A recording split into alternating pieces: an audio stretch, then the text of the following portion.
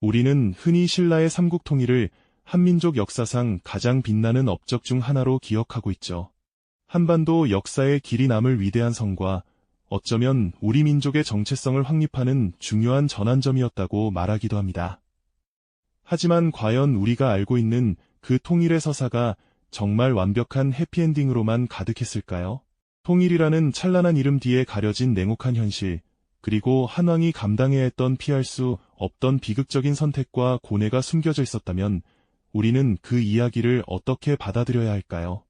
오늘 우리는 영웅의 빛나는 이면 속에 감춰진 깊은 그림자, 그리고 그 선택이 오늘날까지 이어지는 한반도 역사의 흐름에 어떤 영향을 미쳤는지 함께 파헤쳐보려 합니다.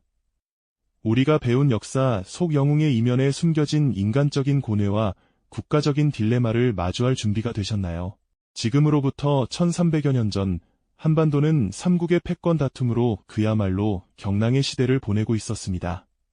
고구려, 백제, 신라, 이 세 나라는 서로가 서로를 견제하며 때로는 손을 잡고 때로는 칼을 겨누며 치열한 생존 경쟁을 벌였죠. 특히 신라는 지리적인 위치 때문에 늘 불안정한 상황에 놓여 있었습니다. 북쪽으로는 고구려, 서쪽으로는 백제라는 강력한 두 이웃에 둘러싸여 있었으니까요. 마치 거대한 두 고래 사이에 끼인 새우처럼 신라는 언제든 두 강국의 협공에 의해 산산이 조각날 위기에 처해 있었던 것이죠. 지도를 펼쳐보면 더욱 확연히 드러납니다. 백제와 고구려가 마치 거대한 집게처럼 신라를 옥죄어 들어오는 형세였으니 신라의 백성들은 매일매일 불안과 공포 속에서 살아야만 했습니다. 백제 의자왕과 고구려 연개소문이 손을 잡고 신라를 맹렬히 공격해 들어오던 그 시절, 변경의 마을들은 연기 속에서 사라지고 백성들의 피눈물은 강물처럼 흘러내렸습니다. 신라의 존망은 그야말로 바람 앞의 등불과 같았죠. 이 절체절명의 순간 한 인물이 비장한 각오로 역사의 전면에 나서게 됩니다. 바로 훗날 태종 무열왕이 되는 김춘추였습니다. 그는 혈통으로는 진골 귀족이었지만 그 어떤 왕족보다도 뛰어난 통찰력과 외교적인 수완을 지닌 인물이었죠. 신라의 생존을 위해서는 반드시 외부의 힘을 빌려야 한다는 것을 누구보다도 잘 알고 있었습니다. 고립된 약소국이 살아남을 수 있는 유일한 길은 강대국의 힘을 빌려 이 포위망을 뚫어내는 것뿐이었으니까요. 김춘추는 먼저 북방의 강국, 고구려를 찾아갑니다. 백제와의 전쟁을 멈추고 함께 힘을 합쳐주기를 간곡히 요청했죠. 하지만 고구려는 신라의 간절한 요청을 단칼에 거절합니다. 오히려 김춘추를 감금하며 신라의 영토를 내놓으라고 협박하기까지 했으니 그의 고구려행은 처참한 실패로 돌아가고 말았죠. 이후 일본에까지 눈을 돌려봤지만 그곳 역시 신라의 절박한 상황을 해결해줄 답은 아니었습니다. 모든 시도가 좌절되고 사방이 막힌 듯 보였던 그때 김춘추는 마지막이자 유일한 희망을 찾아 서쪽 바다 너머의 거대한 제국, 당나라로 시선을 돌립니다.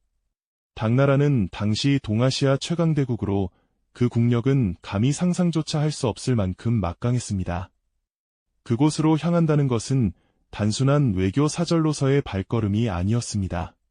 그것은 신라의 모든 운명을 짊어지고 미지의 세계로 뛰어드는 그야말로 절박하고도 위험한 도박이었죠. 홀로 당나라로 향하는 배에 몸을 실은 김춘추의 뒷모습에서는 약소국의 왕족이 감당해야 할 막중한 책임감과 함께 미래를 알 수 없는 불안감, 그리고 어쩌면 실패했을 때의 비극적인 상상까지도 엿볼 수 있었을 겁니다.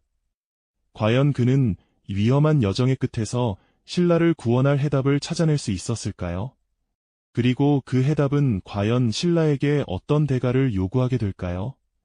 이제 그의 발걸음은 생존을 위한 위험한 거래의 서막을 열게 될 것입니다. 고구려와 일본마저 등을 돌린 채 사방이 막혀버린 그때 김춘추는 결국 마지막 신락 같은 희망을 찾아 서쪽 바다 너머의 거대한 제국, 당나라로 향하는 배에 몸을 실었죠. 이 발걸음은 단순한 외교 사절로서의 여정이 아니었습니다. 신라의 모든 운명을 짊어지고 미지의 세계로 뛰어드는 그야말로 절박하고도 위험한 도박이었을 겁니다.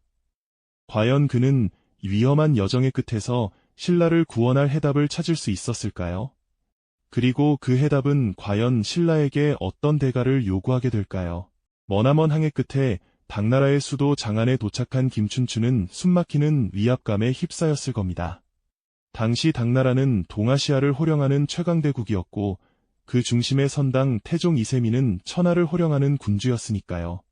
김춘추는 바로 그 당 태종 앞에 나아가 신라의 절박한 상황을 호소해야 했습니다.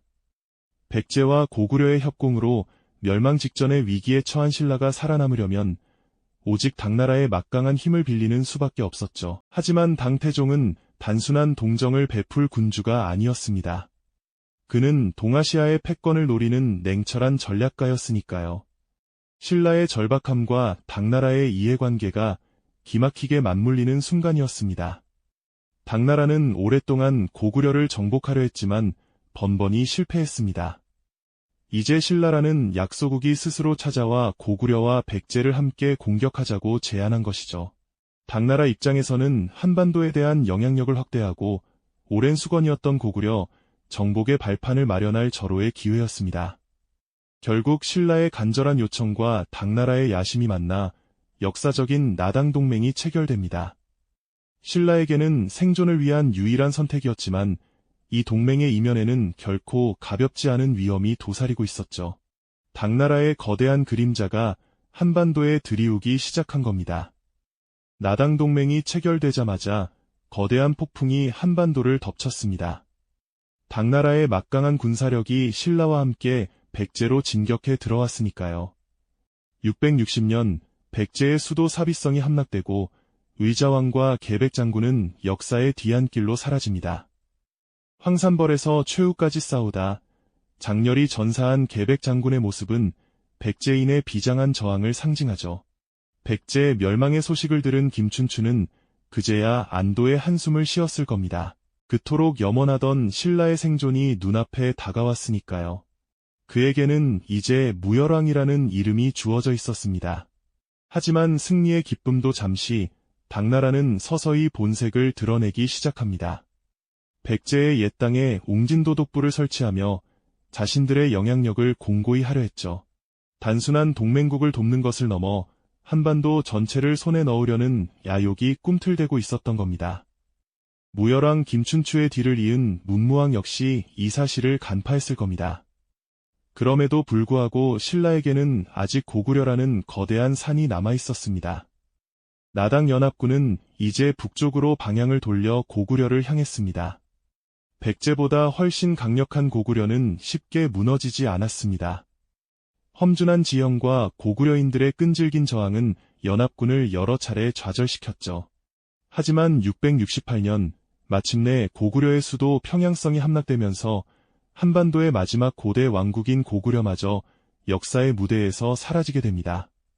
이제 한반도에는 신라만이 남았고 삼국통일의 위대한 서막이 열리는 듯 보였습니다. 그러나 고구려 땅에도 안동도호부라는 당나라의 행정기관이 들어서면서 승리의 환희 뒤편에는 알 수 없는 불안감이 짙게 드리워지기 시작했습니다. 이 통일은 과연 신라만의 통일이었을까요? 아니면 외세의 그림자가 드리운 또 다른 비극의 시작이었을까요? 고구려가 사라진 자리에 당나라의 안동도호부가 들어섰을 때 신라가 느꼈을 싸늘한 불안감은 상상하기 어렵지 않습니다. 그저 백제와 고구려를 무너뜨리기 위해 손잡았던 동맹이 이제는 한반도 전체를 삼키려는 거대한 야욕으로 변모하고 있었던 거죠. 당나라는 백제 땅에 웅진도독부를 설치한 데 이어 신라의 수도 금성 근처에까지 계림대도독부를 세우겠다고 선언하며 노골적으로 자신들의 속국으로 만들려는 의도를 드러냈습니다. 마치 사냥꾼이 사냥감을 잡은 후 그 땅마저 자신의 소유로 삼으려는 것처럼 당나라의 야욕은 걷잡을 수 없이 커져만 갔습니다. 그 순간 신라는 깨달았을 겁니다. 김춘추가 생존을 위해 손잡았던 당나라가 이제는 신라의 존립 자체를 위협하는 가장 거대한 적으로 돌변했다는 사실을요. 이는 단순한 동맹의 파기가 아니었습니다. 그들의 위대한 왕 김춘추가 목숨을 걸고 이뤄낸 삼국통일의 꿈이 외세의 그림자 아래에서 송두리째 흔들리는 비극적인 현실이었죠. 신라의 왕실과 백성들은 당나라의 배신감에 깊은 분노를 느꼈을 겁니다.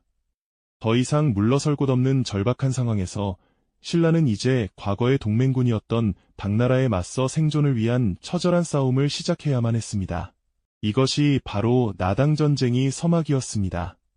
김춘추의 아들인 문무왕과 그의 후손들은 아버지의 유산을 지키기 위해 그리고 신라의 자주성을 수호하기 위해 당나라의 막강한 군대에 맞서야 하는 아이러니한 운명에 직면했죠. 한때는 함께 백제와 고구려를 무너뜨렸던 그들이 이제는 서로에게 칼을 겨누게 된 것입니다. 역사는 때로 이처럼 잔인한 아이러니를 우리에게 보여주곤 하죠. 매소성 전투와 기벌포의 전은 바로 이 피할 수 없는 대결의 상징적인 장소들입니다. 신라는 당나라의 대군을 맞아 치열한 격전을 벌였고 비록 수적으로는 열세였지만 조국을 지키려는 강렬한 투쟁 의지로 끈질기게 저항했습니다. 특히 매소성 전투에서는 신라군이 당나라의 20만 대군을 격파하며 결정적인 승리를 거두었죠. 이는 당나라의 한반도 지배 야욕의 세기를 박는 중요한 전환점이 되었습니다. 그리고 금강하구의 기벌포에서는 신라 수군이 당나라 함대를 물리치며 마침내 한반도에서 당나라 세력을 완전히 몰아내는 쾌거를 이루었습니다. 이로써 신라는 외세의 간섭에서 벗어나 자주적인 통일을 달성하는 듯 보였습니다. 드디어 신라만의 통일 국가를 완성한 것이었죠. 하지만 이 승리의 이면에는 깊은 그림자가 드리워져 있었습니다. 신라는 당나라 세력을 물리치고 한반도의 주인이 되었지만 그 과정에서 잃어버린 것들이 너무나 많았습니다. 고구려의 넓은 영토는 물론이고 찬란했던 백제와 고구려의 고유한 문화와 유산은 상당 부분 소실되거나 당나라의 영향 아래 놓이게 되었죠. 지도상으로는 신라가 한반도의 대부분을 차지하게 되었지만 진정한 의미의 삼국통일이라고 부르기에는 아쉬움이 남는 대목입니다. 이는 마치 잃어버린 조각을 끝내 찾지 못한 채 완성된 퍼즐과 같다고 할까요? 김춘추의 선택은 신라의 생존을 위한 필연적인 길이었을 겁니다. 고립된 약소국으로서 당나라의 힘을 빌리지 않고서는 멸망을 피할 수 없었으니까요. 그러나 그 필연적인 선택은 동시에 한반도 전체의 완전한 통일이 아닌 신라 중심의 통일이자 외세 개입의 시작이라는 비극적인 유산을 남겼습니다. 승리의 환희 속에서도 어딘가 모르게 쓸쓸함이 느껴지는 건 바로 이러한 역사의 아이러니 때문일까요? 우리가 기억하는 삼국통일은 어쩌면 이처럼 빛과 그림자가 복합적으로 얽힌 복잡한 서사였던 겁니다. 이 통일은 신라에게는 새로운 시작이었지만 동시에 고구려와 백제의 역사와 문화가 한반도에서 사라지게 된 비극의 순간이기도 했습니다.